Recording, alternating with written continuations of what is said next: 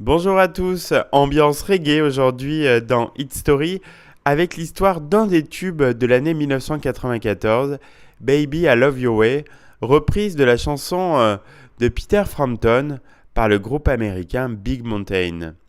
Créé au cours des années 80 en Californie, le groupe a su atteindre une renommée mondiale en tant que formation de reggae. Le groupe va connaître la consécration grâce au tube Baby I Love Your Way, qui décroche la deuxième place au Royaume-Uni et la sixième au Billboard Hot 100 américain l'année de sa sortie.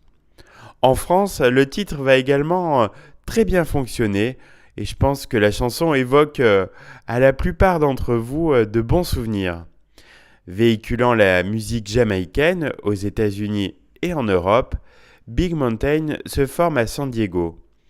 La formation s'articule autour du chanteur Joaquin Kino McWhinney, qui joue également de la guitare.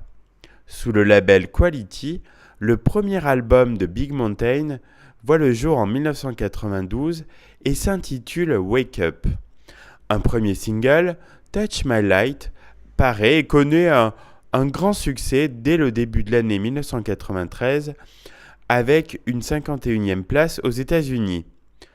Pas mal de changements dans la composition du groupe vont s'opérer et cela va être plutôt positif.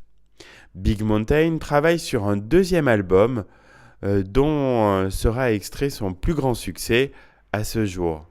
Sorti en 1994, le hit Baby I Love Your Way sera en effet issu de l'album Unity paru sous le label Giant.